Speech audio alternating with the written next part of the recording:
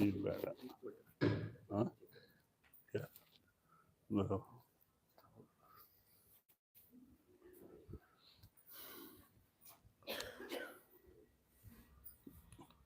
ठंडिದೆ ಹಂಗೆ ಚಾಲು ಮಾಡೋದು ಬೇಡ.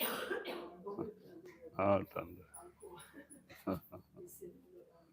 ಹಾಂ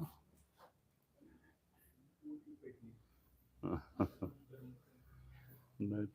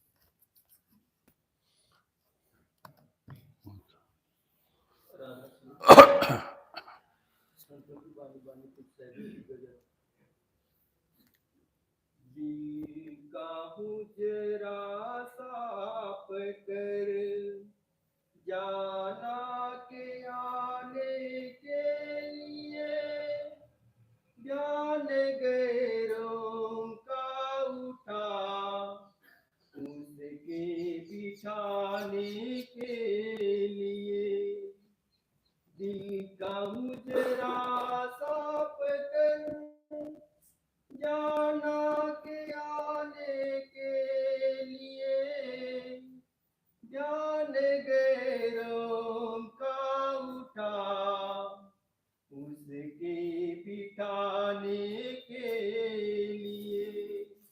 ये परम संत सदगुरु तुलसी साहेब जी की बाणी। This is the Bani of Param Sant Sadguru Tulsi Sahib. तुलसी साहब के पास एक फकीर शेख तकी जो देशाटन करते करते करते तुलसी साहब के पास आके प्रश्न करता है परमात्मा कहाँ है और वो कैसे मिल सकता है? This is the talk between Tulsi Sahib and Sheikh Taki. Sheikh Taki was a Muslim fakir, and after going on pilgrimages and traveling to a lot of places, he came to Tulsi Sahib and asked him as to how can one manifest God Almighty. तो उसी को समझाने के लिए, क्योंकि वो मुस्लिम थे, इसीलिए उनको उर्दू में समझाया है। तो So, to, हाँ, so to explain to him, because he was a Muslim, this has been said in Urdu. तो सब संत यही बात कहते हैं कि वो परमात्मा का जीता जागता मंदिर है तो मानव शरीर है, जिसे परमात्मा ने खुद 3 महीने में बना के 9 महीने में बना के भेजा है, और बाकी तो हम लोगों ने बनाया है। तो कहते हैं ये चलता फिरता हर मंदिर है जिसमें परमात्मा ने अपनी सारी बात साथ रख के आप खुद बैठा है। All the masters say that this human body, it is the temple of God, it is the temple made by God. God Almighty himself has made this and has kept the path to go back, and he is also residing in this body. So this is a, a temple that moves and walks and does everything. It is the temple of God Almighty himself. लेकिन लोगों का ख्याल आता है जो परमात्मा का बनाया हुआ मंदिर है जिसमें परमात्मा खुद बैठा है, हम उसमें परमात्मा को नहीं ढूंढते।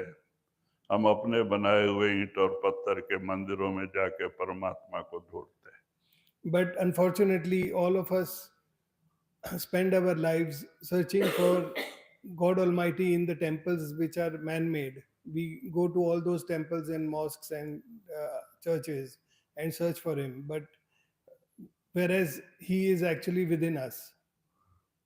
हाँ, कहते हैं कि जिस किसी को भी परमात्मा मिला, ये चलते फिरते हर मंदिर के अंदर ही मिला है। आगे जिस किसी को भी परमात्मा मिलेगा, ये 6 फीट के मंदिर के अंदर ही मिलेगा। So, whoever has manifested God Almighty, it has been only by going within this temple. And in future also, whoever will manifest God Almighty, it will be by going within this temple made by God Himself. लेकिन इस मंदिर के अंदर जाने के लिए हमें कुछ सावधानियां चाहिए, बरतनी चाहिए, जिसके लिए तुलसी साहब जी शेख तकी को समझाते हैं। But to go within this temple, we have to follow some rules and we have to be cautious and mindful. And that is what is explained by Tulsi Sahib. तो वही कहते हैं कि ये तकी उस परमात्मा को पाने के लिए पहले दिल का हुजरा साफ कर जाना के आने के लिए, कहते हैं उस प्रभु परमात्मा को वहां आके बैठने के लिए अपने मन रूपी मंदिर की सफाई कर रहे हैं। So he first says that to get God Almighty to reside in this temple and sit in this temple, you have to first cleanse the temple. कहते हैं जब आपका मन रूपी मंदिर साफ हो जाएगा, क्योंकि वो परमात्मा उसी मंदिर में ही प्रकट होगा। So when you cleanse the mind, you cleanse uh, this temple, you cleanse the mind. Only then the God Almighty will manifest within. क्योंकि मन तो एक है, और कहते हैं कि हम करोड़ों जन्मों से कर्म करते आए हैं, वो कर्मों की मैल उस मन पे चढ़ी है। जब तक वो मैल खत्म नहीं होगी, मन निर्मल नहीं होगा, तब तक वो परमात्मा कैसे प्रकट होगा? There is only one mind, and that mind has collected the filth of karmas from millions and millions of previous lives and is laden with all of those karmas and that filth. So, till it becomes clean, God Almighty cannot come in this filthy place or this unclean place. कहते हैं कि एक गंदी जगह में कुत्ता भी नहीं बैठता है, वो भी अच्छी जगह देख के ही बैठने की कोशिश करता है। तो हम उस जो 16 लोक के मालिक को जिस जगह बुला रहे हैं वो जगह भी तो कुछ पवित्र होनी चाहिए। If we observe, even a dog does not sit in a dirty place. He cleans the place with his tail, and only then he sits. So, where we are trying to bring and invite God Almighty, who is the ruler of all the 16 planes, and God Almighty Himself, we are not able to clean the place, and we are not maintaining that cleanliness for pleasing Him to come and be seated in our temple. कहते हैं उस मंदिर को सफाई के लिए ही संतों ने हमें 3 रास्ते बताए हैं, सुमरन, सदगुरु का ध्यान और भजन। हाँ, ये 3 रास्ते हैं जिससे हमारा मन रूपी मंदिर साफ होता है। So saints have given us 3 practices to cleanse that temple, to cleanse the mind. That is Simran, the contemplation of the master, Dhyan, and Bhajan. तो कहते हैं कि ये मन की सफाई के लिए बहुत जरूरी है। हाँ, जैसे हम दुनिया का सुमरन करके, दुनिया का ध्यान करके ही हमारा मन मलिन हो चुका है। अब 5 नाम का सुमरन, सदगुरु का ध्यान करके ही ये निर्मल होना है। So the mind has become impure by doing the repetition of all the attachments outside, of this world outside, and it has become impure as a result. So to make it pure, we have to repeat the 5 holy names within and do the contemplation of the Holy Master. जैसे जैसे हमारा सुमरन ध्यान बढ़ेगा, मन की सफाई होगी, तो हमारे अंदर परिवर्तन आएगा, हमारे आचार विचार व्यवहार बदलेंगे और एक दिन ये सच्चा भगत भक्ति के लायक बनेगा। So once we start doing the meditations, we start doing the Simran, and we do the contemplation of the Master, we will gradually start cleaning the mind. And by doing so, we will bring about a transformation in our behavior, in our thoughts, in our actions. And that way, we will be able to at one time clean this temple or clean this mind. हम उतना सुमरन भजन नहीं कर पाते, जिससे हमारे कर्म cut नहीं पाते हैं, वो ऐसे के ऐसे रह जाते हैं, तो हमारे अंदर भी कोई परिवर्तन नहीं आता है, हम जहाँ के तहाँ रह जाते हैं। We don't do the practice regularly, and that is why we are not able to bring about that cleanliness of the mind. And because of that, we are not able to bring about that transformation within us. So we remain at the same place that we are. जब तक मन की सफाई नहीं होगी, मन glass जैसे निर्मल नहीं हो जाएगा, तब तक मन स्थिर नहीं होगा और हमारी रूह अंदर नहीं जा सकती। So till that mind does not become pure like glass, it will not become still. And till it does not become still, the soul cannot rise above. तो इसीलिए सुमरन, ध्यान, भजन, ये जो 3 तरीका नामदान के दिन समझाया जाता है, हमें उस पे चलना चाहिए। ज़्यादा से ज़्यादा समय भजन सुमरन में देना चाहिए। So, Simran, Dhyan, and Bhajan, which is explained to us at the time of initiation, we should do more and more of that practice. And that is how we will be able to transform ourselves.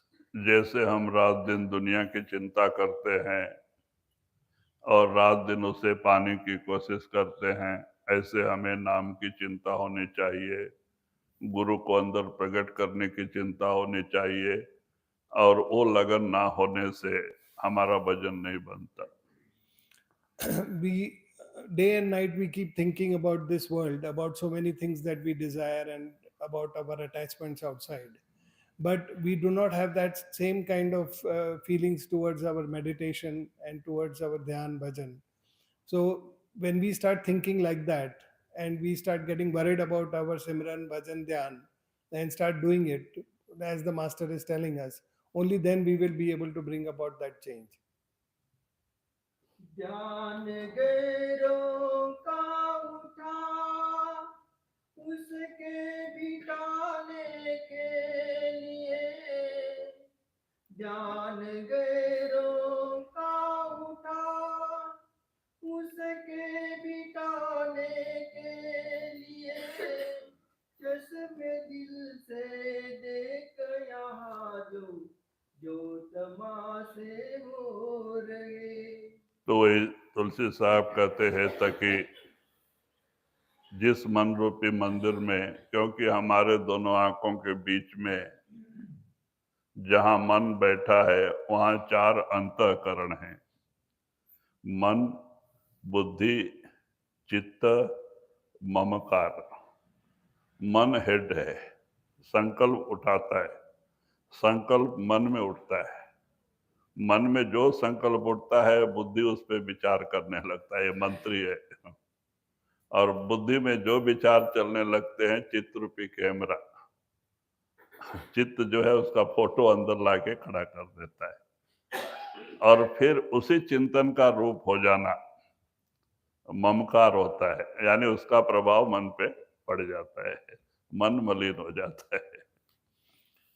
In our thought process, there are 4 sections and 4 processes in the thoughts that we are continuously carrying in our mind.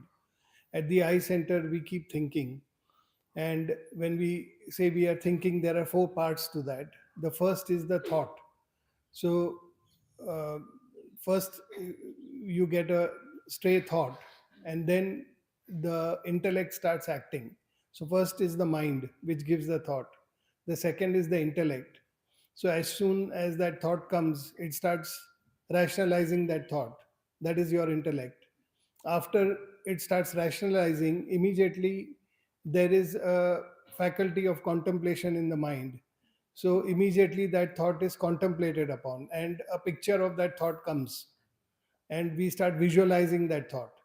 And when that is happening, we start influencing the mind, which is mamkar, which is the fourth part. That thought starts influencing the mind. देखो आजकल नया नया computer आ गया है। ये computer इंसान का बनाया हुआ है। परमात्मा ने सबसे पहले अंदर में कंप्यूटर बना के रखा है। इंसान जो भी कुछ कर्म करता है सब टेप होते जाता है। देखो आप बचपन में जो खेल खेले हैं वो आज तक आपको याद है, आपके मन में कभी कभी ख्याल आता है, क्यों? वो सब टेप है। So we see the computers now, we see science and technology as it is developing, but God Almighty has kept it from the beginning in your mind. And all this that we are doing, everything that we are seeing and doing, all that is recorded inside. When you were a child and you were playing, even that game that you played, that is also stored. You can immediately think about it and remember it. So everything, even God has made all our mind like that, and everything is recorded. तो वही तुलसी साहब जी कहते हैं कि जिस मन में हम दुनिया का सोच चलाते हैं और वहाँ जहाँ दुनिया का फोटो आता है चित्ररूपी कैमरा में, गुरु होना चाहिए और मन में नाम का सुमरन होना चाहिए। So Tulsi Sahib says that that process, which we are all following for the world outside, that should be changed and cleansed. That contemplation which we do for all the world outside, that contemplation should be of the master. And that thoughts which we keep thinking about everything around us, those thoughts should be our Simran. तो कहते हैं अपने प्रीतम सदगुरु को अंदर पाने के लिए आपको सदगुरु का स्वरूप का रूप होना ही पड़ता है। तो अपने चित्ररूपी कैमरा में गुरु को बिठा लो, उनको देखते हुए नाम का सुमरन करो, तो मन भी निर्मल होता है, चित्त भी निर्मल होता है। So when you love your master, then you have to also imbibe that master in your thought and in your contemplation. You have to be forever in his contemplation, and only then you will be able to develop that love and affection and go within. तो कहते हैं इस तरह से अपने मन और चित्त की सफाई कर लो। अगर वहाँ दूसरे का रूप होगा, दूसरे का चिंतन होगा ये सारी गंदगियां होगी तो परमात्मा कहाँ आके बैठेगा। So there, if you are carrying the thoughts and you are carrying the contemplation of all the things outside and all the filth of this world, then how can God come into that process? इसीलिए कहते तकी ध्यान गैरों का उठा उसके बिठाने के लिए, कहते हैं गैरों का ध्यान अपने चित्ररूपी कैमरा से हटा दे और गुरु को अंदर बिठा ले, क्योंकि वो मालिक आके प्रकट होने के लिए। So Tulsi Sahib tells Taki that get all the thoughts of all the outsiders out from your processes, out from your contemplation, and start contemplating on the Master if you want God Almighty to come and reside there. क्योंकि अगर हम गहराई से कोई ध्यान करते हैं तो धीरे धीरे हमारा मन वही रूप हो जाता है। एक बार एक गुरु ने एक शिष्य को, जो खेती करने वाला किसान था, भोला भाला था, उसके पास ये नहीं, तो उनको ध्यान का तरीका समझाने के लिए क्या किया, उनको एक रूम में 10 दिन के लिए बंद कर दिया। उसको वही खाना देते थे, वही बाथरूम लेटिन अंदर ही था। तो बोले 10 दिन बाहर नहीं निकलना, तू एक काम कर, तुम्हारे को किससे प्रेम है? तो बोलता मैं भैंस पाला है, वो भैंस के ऊपर प्रेम है। तो बोले अच्छा ठीक है, तो ध्यान में बैठ और वो भैंस का ध्यान कर। 10 दिन मैं तुम्हारे को खाना दूंगा, सब कुछ दूंगा, रूम से बाहर नहीं निकलने का, और 10 दिन भैंस का ध्यान करने का। तो बोला अच्छा महाराज ये तो सुलभ है। तो बाद में उसको कमरा दे दिए और उसको बिठा दिए। अब वो रात दिन भैंस के ध्यान में मस्त, किसान आदमी, भैंस को अच्छा प्रेम था भैंस पे, और रात दिन वही ध्यान करने लगा। करते करते 10 दिन पूरा हो गया, रात दिन उसी ध्यान में था। तो महाराज एक दिन दरवाजा खोल के कहते भाई शिष्य आज बाहर आ जा। तो कहता महाराज मैं बाहर कैसे आऊं, मेरी सींग बहुत बड़ी बड़ी है और दरवाजा छोटा है, मैं बाहर कैसे निकलूं? तो बोलता है तू कौन है? मैं भैंस हूं। अरे तू भैंस नहीं तू इंसान है। तब बोलता अरे मैं तो इंसान है तो कहते हो ध्यान कर करके उसी का रूप हो चुका था। So if you contemplate upon something, then you imbibe all of that and you start identifying yourself with that thing or that person or that thought. So once it so happened that one master, he had a disciple as he was a farmer, and he told the farmer that I'm going to keep you in a dark room for 10 days. I will provide for all the food and water, and you will have the toilet inside only. So you should not come out of this room for 10 days, and you will do as I tell you to do. So that his disciple agreed. That farmer agreed. He was a simple farmer. So then he told him that, okay, now what is it that you really like and what is it that you really care for? So that farmer said that I care for my buffalo. So he said, okay, now for 10 days you have to contemplate on your buffalo. You have to only think about the buffalo and visualize the buffalo. And 10 days you have not to do any other thing. All your needs will be taken care of by me. And you should not come out of the room for 10 days. So that disciple started visualizing on the buffalo. Day and night he was thinking about that buffalo. And he kept thinking and contemplating upon it. On the 10th day, the master opened the door and said, okay, 10 days are over, now you come out. Now that disciple said, how can I come out? My horns are so big that I cannot come out of the door. So when you start visualizing something like this, you also become that form. You take that form. तो कहते हैं कि इस तरह से गुरु का ध्यान में मग्न होना चाहिए, जैसे वो किसान उससे भय से प्रेम होने से उसके ध्यान में मस्त हो गया कि वो अपने आप को भी भूल गया। ऐसे एक सिख को गुरु का ध्यान में अपने आप को भूल जाना चाहिए। ये So, ध्यान का तरीका। so like that, we have to contemplate on the master and become the form of the master. Like that, disciple forgot about himself and started visualizing his buffalo and became the form of the buffalo. He started imagining himself as the buffalo. Like that, we should also contemplate on the master and start visualizing and becoming like the master. ये कब हो सकता है? जब आपको गुरु के चरणों से प्रेम और प्यार हो, क्योंकि प्रेम और प्यार के बगैर भजन भी नहीं बनता, ध्यान भी नहीं होता। हमारा प्रेम प्यार दुनिया दुनिया के सामान का रूप हुआ है, गुरु के चरणों में नहीं है, और इसीलिए हमारा भजन रूखा फीका होता है। When will that happen? Only when you have love and affection for the master. So until you have that love and affection for the master, you will not be able to do that contemplation on the master, and you will not be able to do your meditations successfully. That is why, because we have not developed that kind of love and affection, our meditations are very dry, and in our contemplation we do not get the form of the master. That is because our love and affection is all diverted and is all outside in this world. We are carrying all that love and affection and not that of the master. इसीलिए मन को टिकाने के लिए भी प्रेम की जरूरत है, और जब तक वो प्रेम सदगुरु के चरणों से नहीं जुड़ेगा, हम भजन भक्ति में कभी आगे कामयाबी पा नहीं सकते। Therefore, for the mind also to be still, it needs love and affection to the master.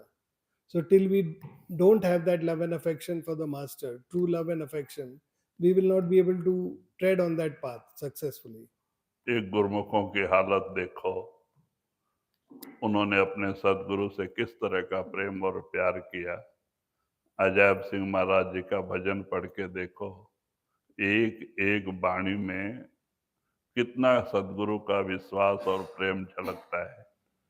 हाँ, और गुरु की याद के बगैर कोई वाणी नहीं है। वो वाणी पढ़ने से ही हमारा ध्यान गुरु के चरणों से जुड़ जाता है। उसमें अपार गुरु का प्रेम और प्यार भरा हुआ है। If we look at all the Guru Mukhs and all the saints, we see how much love and affection they have all had for their masters. If we see Sanji's bhajans, we listen to his bhajans, we see that with each sentence, there is so much love and affection that is reflected from his Bani. And everything that he talks about is about the love and affection of his master. And there is no other mention. So even when we read the Bani, we listen to his bhajan, that also motivates us to have that love and affection at the feet of our master.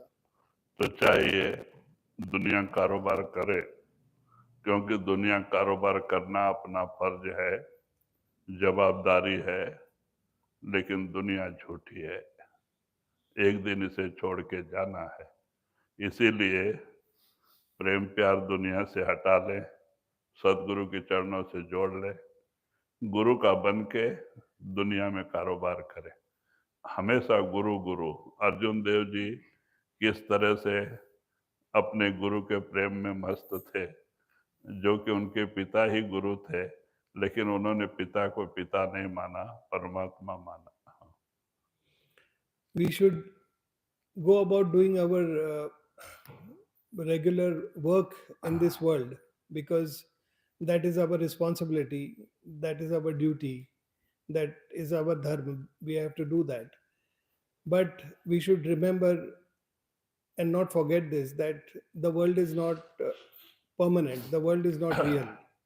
It is false and it will come to an end. So, keeping this in mind, and the fact that we are not going to be here forever, we are going to have to leave this place. So, keeping this in mind, you should have your love and affection removed from this world and put at the feet of the master. And therefore, you have to contemplate on the master, have that love and affection for the master, but go about doing all your worldly work like a duty and like a responsibility. If we see Guru Arjan Dev Ji also, he had so much love for his master. Though his master was his father, but he had full love and affection towards him, and he saw him only as a master. अगर घर में कोई संत हो जाए, उन पे विश्वास आना बहुत कठिन है, लेकिन आपका विश्वास और आपका प्रेम प्यार हर एक वाणी में झलकता है। उन्होंने कितना प्रेम था अपने सदगुरु, अपने पिता से, इतना कि उनके बगैर एक सेकंड भी नहीं रह सकते थे। तो उनकी वाणी है ना, गुरु गुरु गुरु कर मन मोर, गुरु बिना मैं नाही और। तो ये कितनी ऊंची वाणी है। So Guru Arjan Dev Ji has written so many banis in the love of his Sadguru, in the love of his master. Now, if there is a family member who is a saint, for the other family members to get faith on that family member and look at him as a master is very difficult. But if we see the Bani of Guru Arjan Dev Ji, he did not look at him as a father, he looked at him as a Sadguru, as a master. And in all his Bani, he has sung uh, a lot of praise and talked about the love and affection. His Bani comes as Guru Guru, गुरु कर मन मोर, Guru गुरु Guru बिना मैं Guru नाही। Karman More. Without you, Sadguru, I am nothing. So there is so much love and affection in his Bani. तो कहते हैं कि गुरु कहीं दूर नहीं है, सबसे नजदीकी से नजदीकी अगर किसी का रिश्ता है तो सतगुरु का है। वो जब से नाम दान देता है, शब्द रूप में हमारे 10वें दरवाजे में बैठा होता है, सबसे समीपी रिश्ता है। अगर इस तरह का प्रेम प्यार उनके चरणों में जुड़ जाए तो वो दरवाजा खोल दे और गले लगा ले। There is no one closer to us than our Sadguru. When he initiates us, he sits at the eye center in the form of the Shabad, and there is no one closer than him to us. So, remembering that if we have that love and affection towards him, then he also showers all his grace and he also manifests within. चश्मे दिल से देख यहाँ जो तमाशे हो रहे, चश्मे दिल से देख यहाँ जो तमाशे हो रहे, दिल सीता क्या क्या है तेरे दिल सताने के लिए। तो वही तुलसी साहब जी खुलासा करके समझाते हैं तकी, तू इन नजरों से देखेगा तो तेरे समझ में नहीं आएगा। क्यों? ये माया की आंख है, चमड़े की आंख है, ये झूठ को देखने वाले आंख है, ये फंसाने वाले आंख है। सच को देखने वाली आंख यहाँ है। वो आंख खोल के देख, तो तुझे सच्चाई नजर आएगी कि काल और माया ने क्या क्या सामान तैयार किया है तुम्हारे फंसाने के लिए। Tulsi Sahib tells Taki that if you try to see God Almighty with these eyes, these physical eyes of yours, you will never be able to see Him. To see God Almighty, you have to open your third eye. And once you open your third eye, you will see for yourself what Kal and Maya have done, the duality they have created to delude you and keep you in this place. कहते ये फना को देखने वाली आंख है, जो दिसे सो नासे परे आज के काल।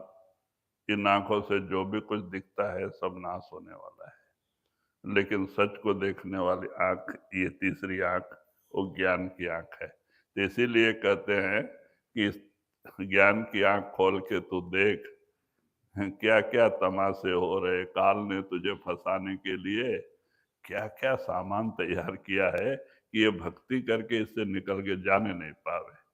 ये सब तुझे बांधने के लिए तैयार किया है।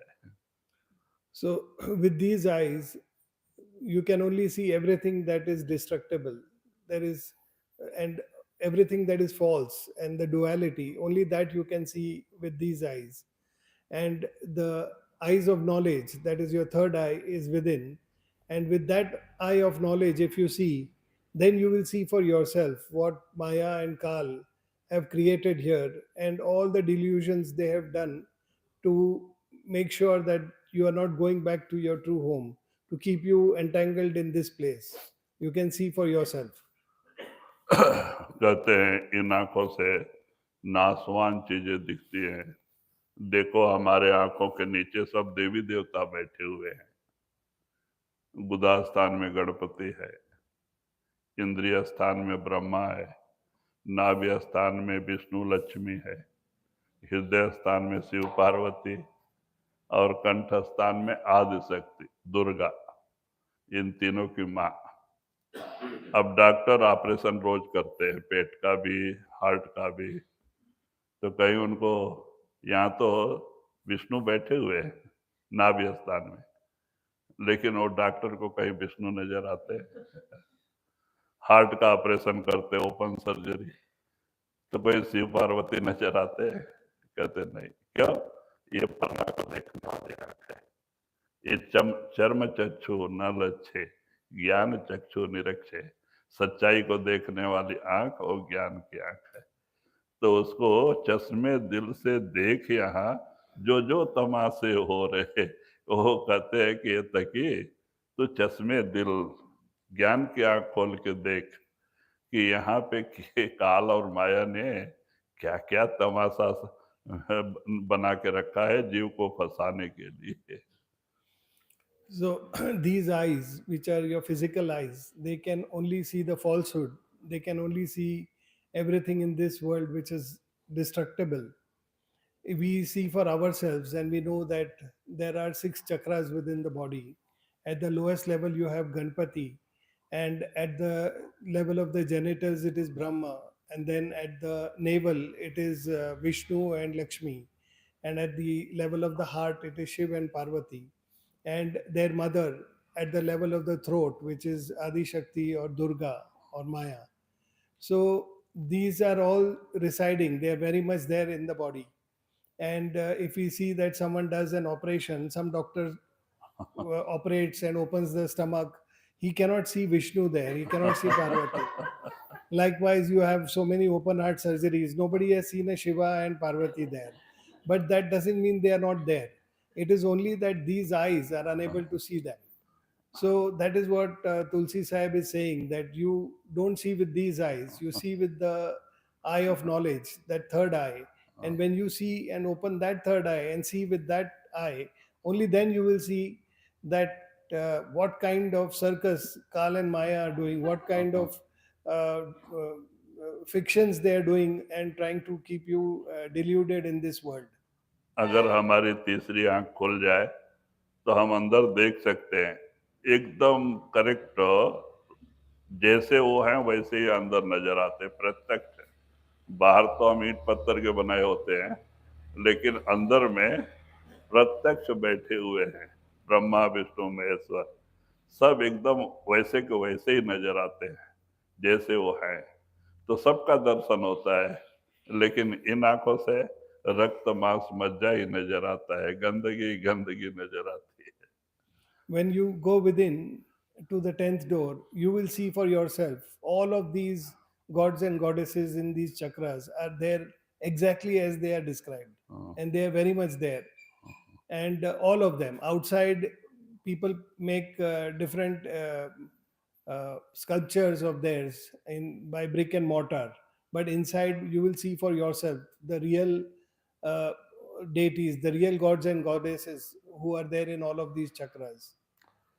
तो इसीलिए इशारा देते हैं कि ये तकी इन आंखों से तुझे सच्चाई का पता नहीं चलेगा, तो ज्ञान की आंखें खोल के देख कि काल ने क्या क्या सामान तुम्हारे फंसाने के लिए तैयार किया है, तब तेरे समझ में आएगा।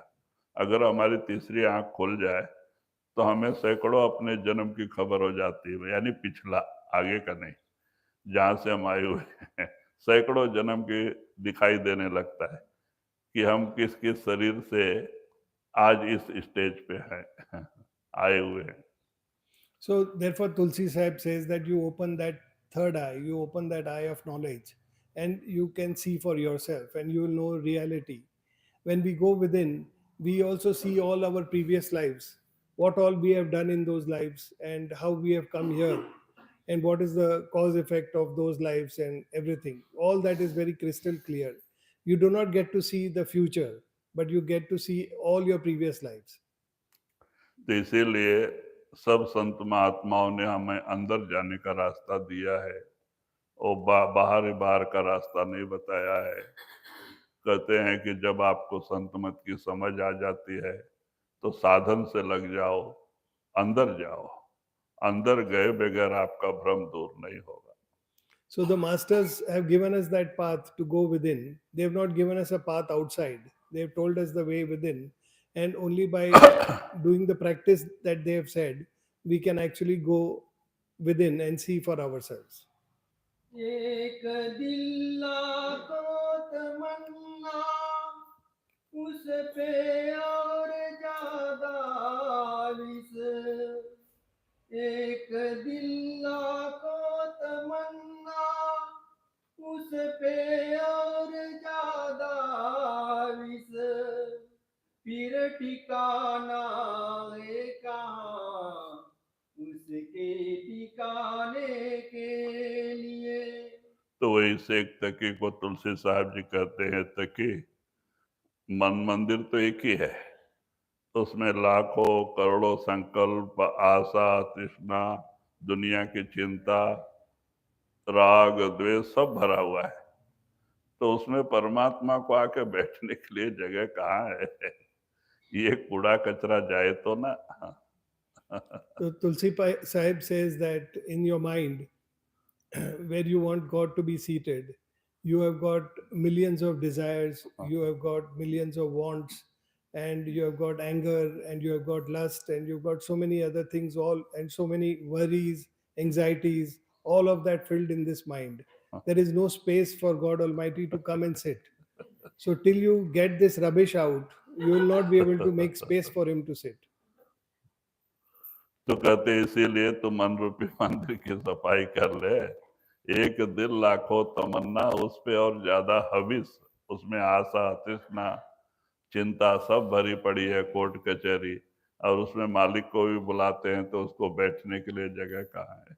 So he says that there is one mind only, and you have got millions of desires, and over that you also have got all your anxieties, worries, and anger, and everything else filled. And on top of that, you want God Almighty to come inside and sit in that. नकली मंदिर मस्जिदों में जाए सद अफसोस है, नकली मंदिर मस्जिदों में जाए सद अफसोस है, कुदरती मस्जिद का साकीन दुख उठाने के लिए। तो वही आप कहते हैं तकी लोग उस मालिक को ढूंढने के लिए कोई मंदिरों में, कोई मस्जिद में जाते हैं, बाहर के मंदिर मस्जिद में परमात्मा को ढूंढते हैं, उसमें परमात्मा कहाँ मिलेगा?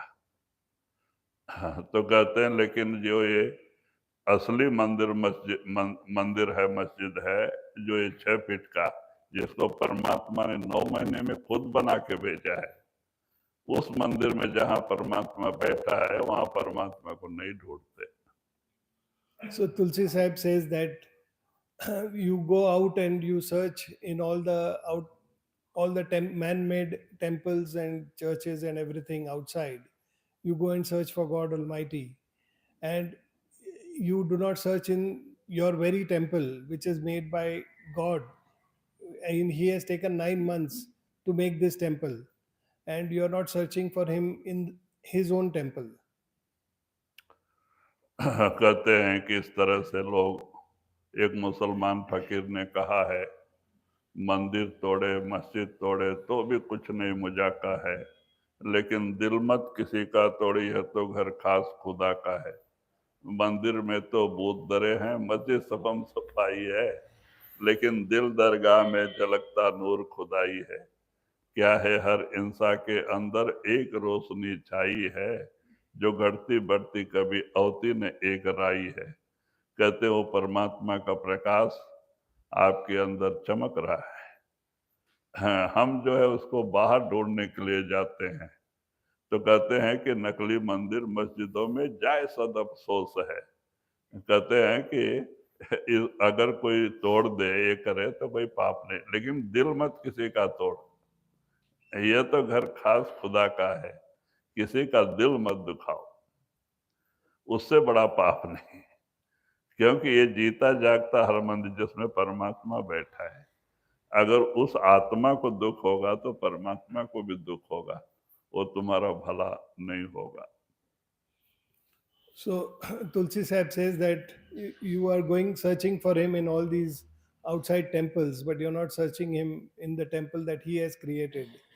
The masters say that you may break a mandir, or you may break a temple, or you may break a masjid, because in the temple there are ghosts, and in the masjid is just cleanliness. But all that, but never break the heart of a person, because in that there is the reflection of God Almighty, and God Almighty resides in the heart of everybody, and it is His holy light and sound that is there reflected in all beings. So therefore, he says that never hurt the heart of a soul. You may do anything outside in the temple or in the masjid, but never hurt the heart of a soul, because that is where God Almighty resides. कहते हैं कि ये चलता फिरता हर मंदिर को तकलीफ देते हैं, दुख देते हैं, अपने बनाए हुए मंदिर मस्जिद की रक्षा करते हैं, तो ये कौन कौन सा मालिक सुनेगा, कौन सा मालिक खुश होगा? क्योंकि जो मालिक जहाँ बैठा उसे तो तकलीफ देते हैं। अगर इनके मुंह से वो आह निकलेगी दुख का, तो आपका जो है आगे का कल्चर कैसे अच्छा होगा? हम कभी आगे नहीं बढ़ सकते। बुजुर्गों का आशीर्वाद ही वही सबसे बड़ी, कहते हैं कि आगे के लिए बहुत बड़ा एक ये होता है, तपस्या होती है। आशीर्वाद मिला, हमारी ज़िंदगी अच्छी तरह से बीतती है। So he says that for we do writing, we do fights for protecting each other's religion. Someone breaks a temple, someone breaks a masjid. Now, how can we think that we are pleasing God by doing these kind of things? Because in doing so, we are hurting humans, and that human being is the temple of God Almighty. So, how is it that we can possibly imagine that we are hurting the temple of God and trying to work on the religion, trying to please God by saving some man made temple or some man made masjid?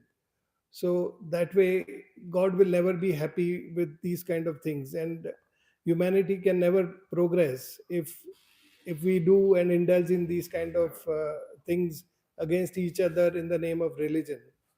We should always be mindful to keep to not hurt the hearts, especially of the elderly, because the elderly always uh, extend their grace upon us, they extend their blessings upon us.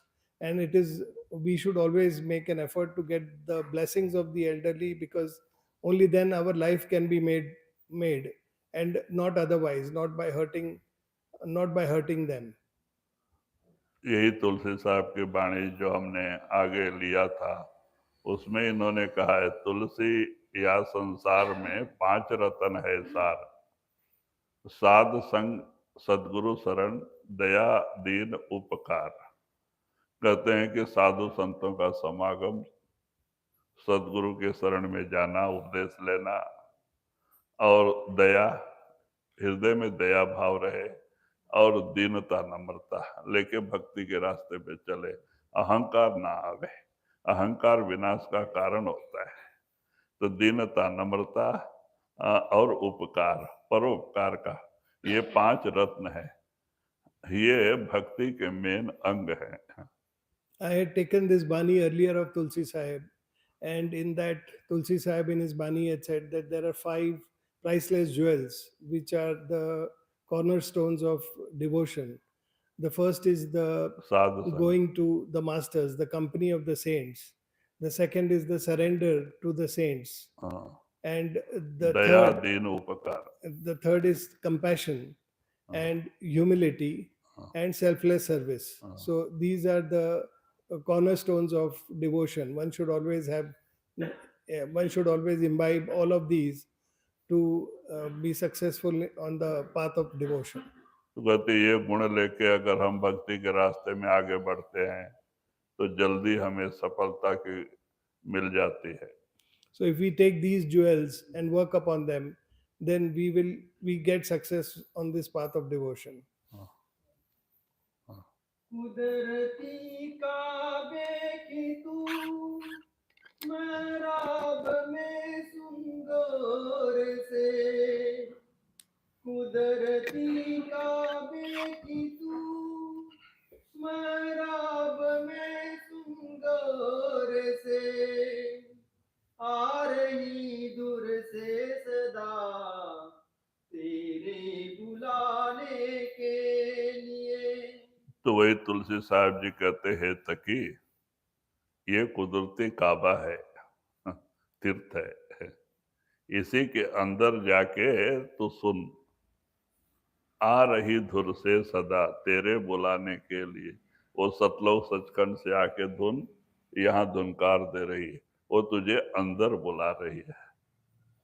Tulsi Sahib says that this body is a pilgrimage, and he tells Taki that you go on this pilgrimage and try to hear that holy sound current of God Almighty, which is coming within and is summoning you within, is calling you within.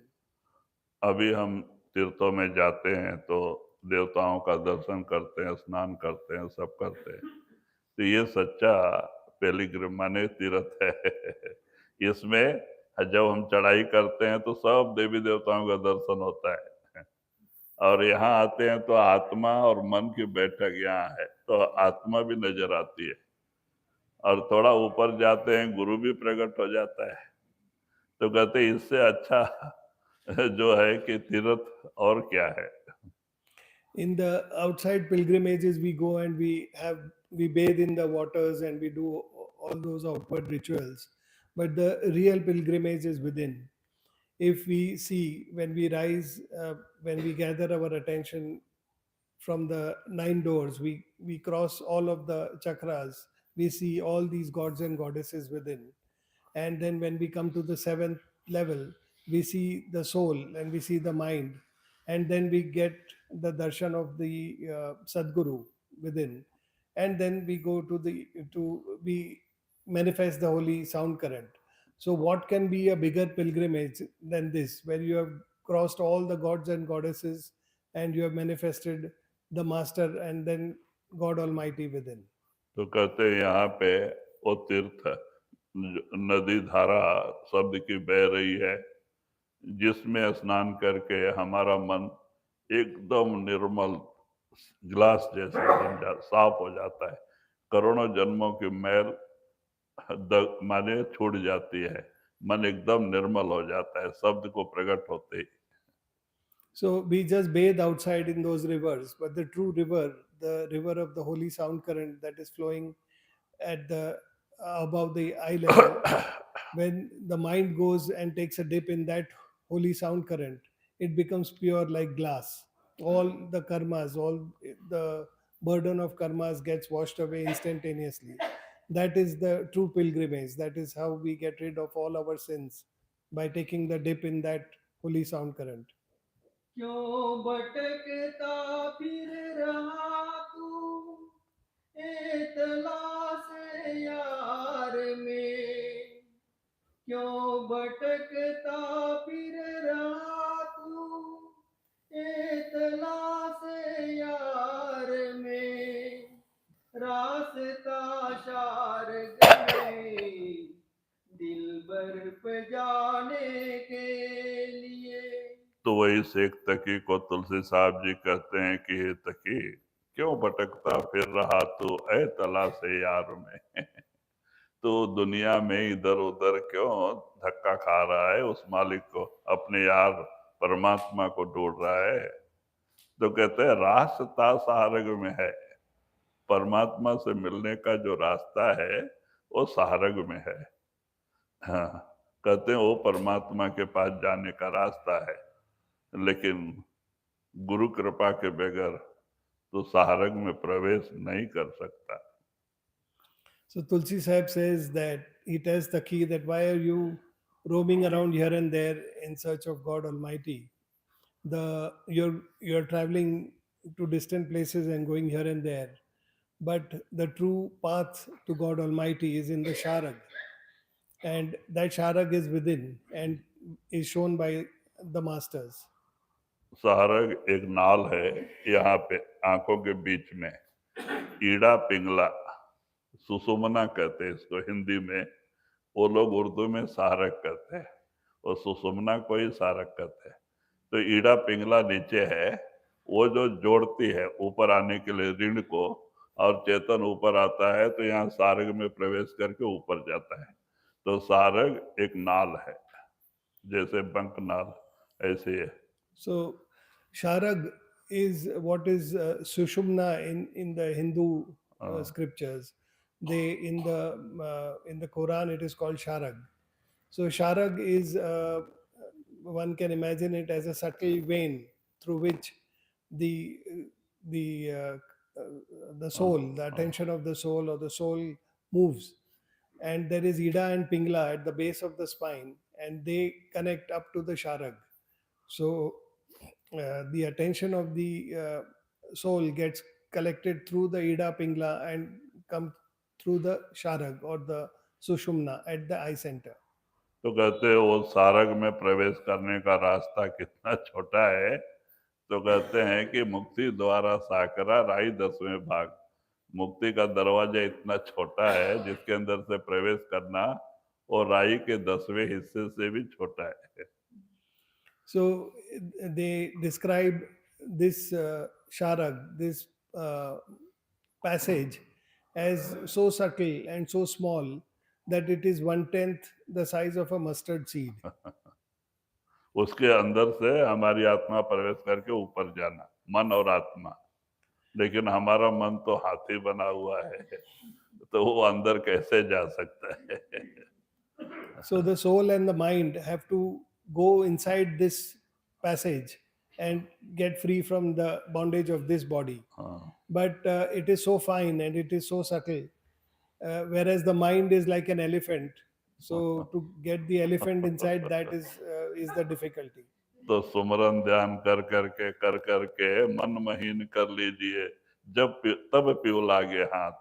कहते हैं मन को जब बारीक कर लो और उस सुषुम्ना के अंदर प्रवेश करने के लायक हो जाएगा, तब परमात्मा का मिलना, गुरु का मिलना मुश्किल है।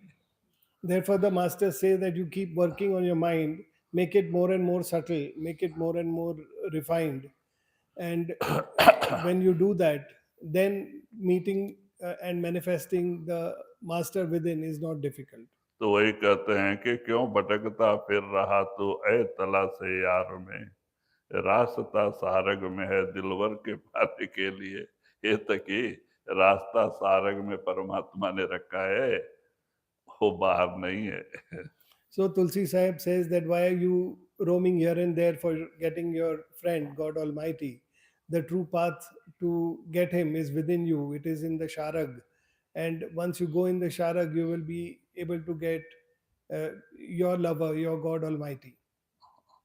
मुर्शिदे कामिल से मिल सिदक और सबूरी से तकी, मुर्शिदे कामिल से मिल सिदक और सबूरी से तकी, जो तुझे देगा पम शारग के पाने के लिए। तो अभी आप ही उसका उत्तर देते हैं कि मुर्शिदे कामिल से मिल, तो पूरा गुरु के शरण में जा। मुर्शिदे कामिल से मिल, सिदक और सबूरी से तकी, दीनता, नम्रता, प्रेम और प्यार, विश्वास लेके जा। तो वो तुझे वो रास्ता बताएगा कि सारक के अंदर किस तरह से प्रवेश करके आगे जाना है। So now Tulsi Sahib gives the path. He tells Taki that to go in to get the to understand how to go in the sharag, you should go to a true master. And when you go to a true master, you should go with humility, with faith, and with love. And when you are able to do that, then he will give you the path to go inside. तो उसके बगैर तुम्हें सारंग में जाने का रास्ता और कोई न दे सकता है, न तुम्हें कहीं बाहर मिल सकता है। And without the master, there is no one who can show you that path or give you that path. गोश बात न हो कुशादा, जो करे कुछ दिन अमल। गोश बात न हो कुशादा, जो करे कुछ दिन अमल। ला इलाहा अल्लाहु अकबर बजाने के लिए। तो वही आप कहते हैं कि हे तकी, गुरु से रास्ता लेके गो से बातन हो कुसादा, जो करे कुछ दिन अमल। हाँ, कहते हैं कि वहां पे जो सदगुरु ने रास्ता बताया है उस पे दृढ़ संकल्प लेके और दृढ़ संकल्प लेके तो उस साधन में लग जा, तो धीरे धीरे धीरे तो अनुभव होगा, हाँ, कि किस तरह से हमारी रूह चढ़ाई करेगी। ला इला अल्लाह अकबर कहते हैं, जो हम लोग 5 नाम देते हैं ना, मुस्लिम में वही नाम है। ला इला कहते हैं ब्रह्म को, हाँ, और अल्लाह कहते हैं पार ब्रह्म को, और एक है फिर अकबर, अकबर कहते हैं सतलोक सचखंड को। सेम वही है, वो उर्दू में है, ये हिंदी में है। So Tulsi Sahib says that once you have the path, हाँ, you and you have been shown the way by your master, then do it with firm resolve, stay committed, and follow what he has to say, and you will be able to tread that path and go within, and you will be able to go across the 5 planes and the 5 different levels to go back to God Almighty. So in Quran also it is La ilaha Allahu Akbar. So that is the 5 names. Like we have 5 names given to us by the masters. These are the 5 that are there in the Muslim in the Quran, and they also refer to these 5 planes. That is of the 8th level, then the Brahma, Par Brahm, and above that. And Akbar is referred to as God Almighty. तो कहते इस तरह से तू अमल करेगा, साधन का रूप होगा, तो तेरी रूह चढ़ाई करेगी और एक दिन अंदर के मंडलों में ला इलाहा अल्लाह अकबर तक पहुंचेगी, सतलोक सचखंड तक, और परमात्मा का दर्शन कर लेगी। So when you follow the teachings of the master with a firm resolve and stay committed to it, then you will become that. You will imbibe all of what is said, and you will become that, and then you will be able to experience all the above planes and go within to meet God Almighty. यह सदा तुलसी की है अमिल, अमल कर जान दे। यह सदा तुलसी की है अमिल, अमल कर जान दे। कुरान में लिखा अल्लाह अकबर के लिए। तो वही कहते हैं कि यह सदा तुलसी की है, आमिल अमल कर ध्यान दे, कुन कुरान में है लिखा अल्लाह अकबर के लिए। कहते यही कुरान में भी लिखा है, यही हिंदू शास्त्रों में भी लिखा है। कोई भाषा का फर्क है, लेकिन सतलोक सचखंड जाने का जो रास्ता है आपके कुरान में भी लिखा है, और वही रास्ते से आप जाके परमात्मा सतपुरुष से, अपने पिता परमात्मा से मिल सकते हैं। So Tulsi Sahib says that that path is written in your Quran also, and it is written in the Hindu scriptures also. So that is the path one has to do and one has to follow. If you are able to do that with the help of a true master, then you will be able to go back to God Almighty. It is the same thing that is written in all the holy books. तो कहते हैं कि ये रास्ता कामिल मुर्शिद पुरा गुरु से मिलके ही रास्ता की जानकारी होती है, और बाकी प्राणायाम, अष्टांग योग, जब तप हम कितना भी कर ले, वो मन के दायरे के अभ्यास है, उसमें मन ही बस में नहीं आता है।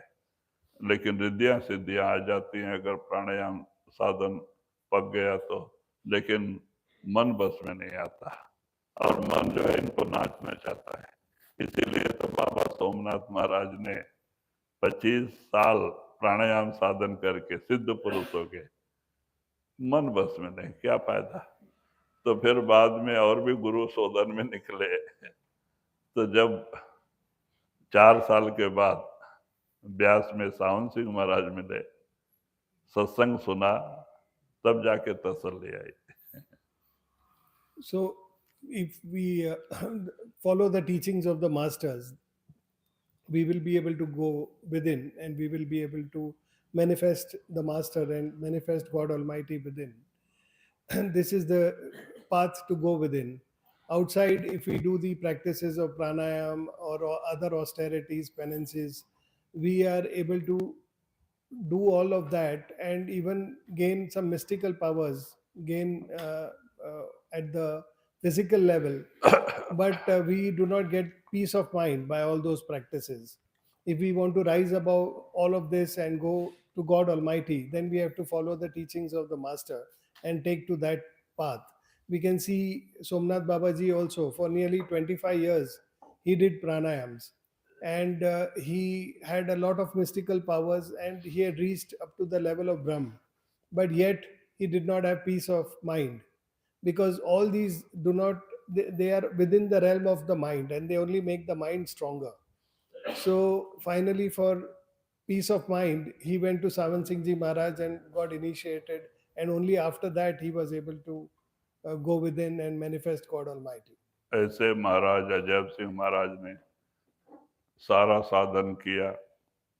बाबा बिशनदास के पास लास्ट में गए, उन्होंने 2 शब्द का भेद दिया।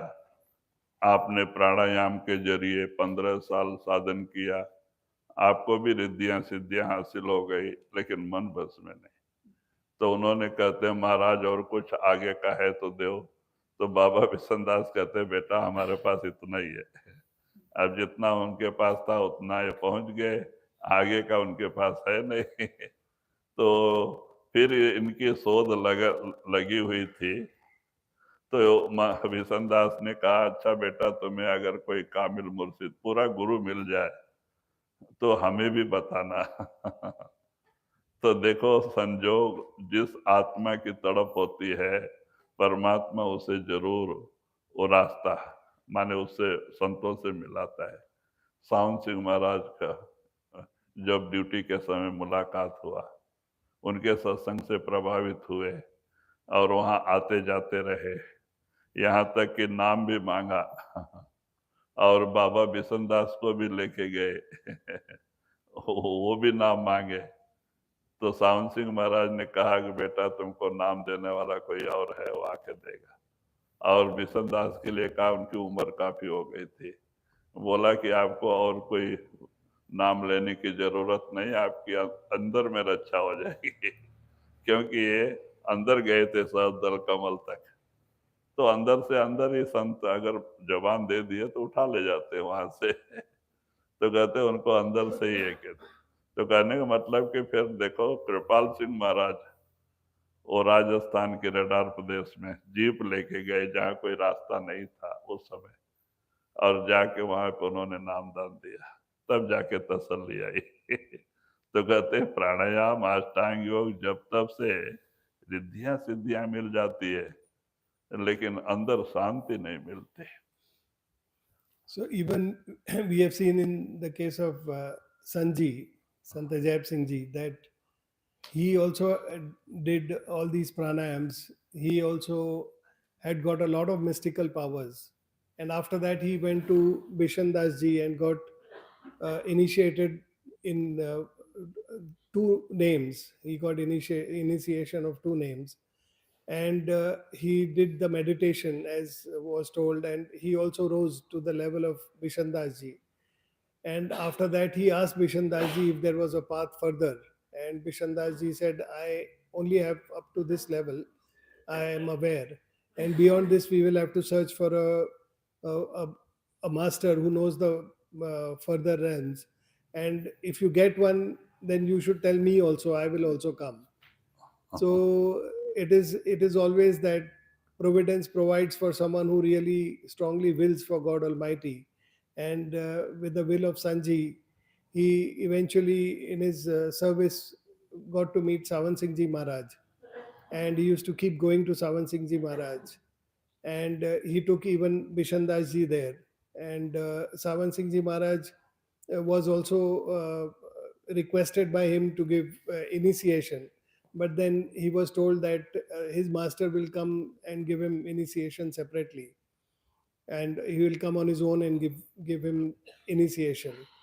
And for Bishandas ji, Sawan Singh Ji Maharaj told him that because of the age, there is no need to give initiation here, and that I will take care of you in the eighth level itself.